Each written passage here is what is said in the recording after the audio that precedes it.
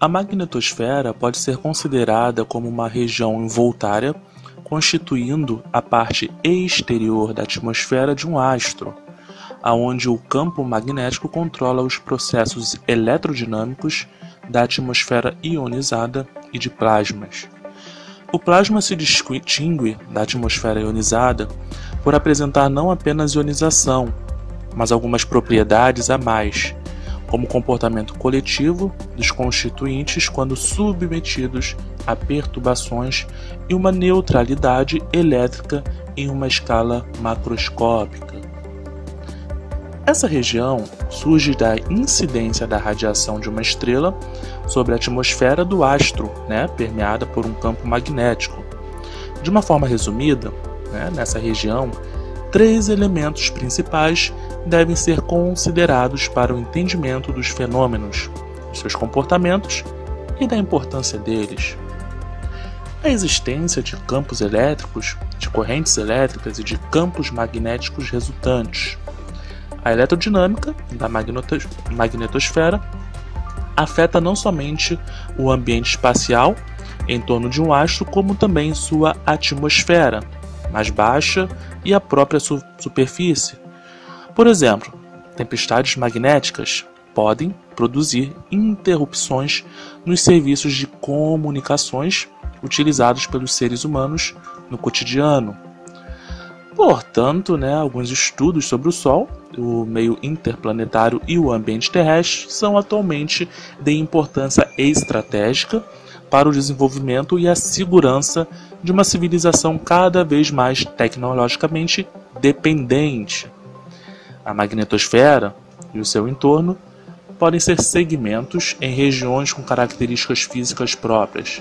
Antes dela, em direção ao Sol, devido à incidência do plasma solar, que tem uma grande velocidade, há uma frente de choque, a região que se traduz por uma descontinuidade de parâmetros físicos do meio e uma bainha magnética, onde o plasma e o campo magnético do vento solar têm seus valores significativamente alterados.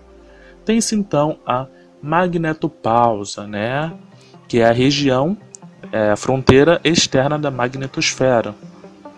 Sustentando correntes elétricas para assegurar a descontinuidade entre o meio físico solar e o meio físico terrestre, a magnetosfera externa, constituída de plasmas solar e terrestre, com a parte frontal em direção ao Sol e a cauda magnetosférica, um prolongamento da atmosfera magnetizada em direção oposta ao Sol e a magnetosfera interna, em que as linhas de campo magnético estão necessariamente fechadas e fixadas na superfície do astro.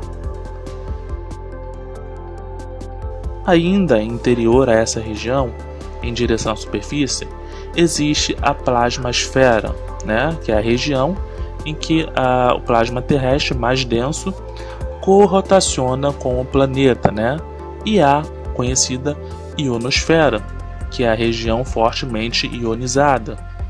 Abaixo dessa região, por fim, há a região mais densa, formada por uma atmosfera neutra, a que a ionosfera se vincula, em que esses processos meteorológicos determinam o comportamento. As magnetosferas dos planetas são responsáveis pela ocorrência das auroras polares, na Terra, são conhecidas como auroras boreais e auroras austrais.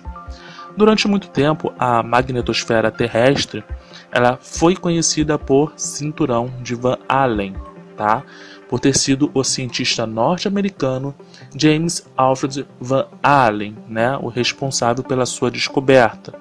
No ano de 1958, Van Allen suspeitou que havia algo errado com o fato dos instrumentos a bordo de satélites enviados ao espaço registrarem, quando atingiram algumas centenas de quilômetros de altitude, 0 partículas carregadas.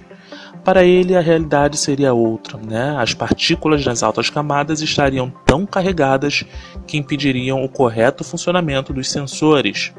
Dessa forma, por sugestão sua, o satélite Explorer dos Estados Unidos foi equipado com contadores revestidos por uma fina camada de chumbo, e em julho de 1958 foi finalmente medida a correta radiação, que era até superior àquela que os cientistas esperavam. Essa foi a primeira grande descoberta importante, totalmente inesperada, resultante do lançamento dos satélites artificiais.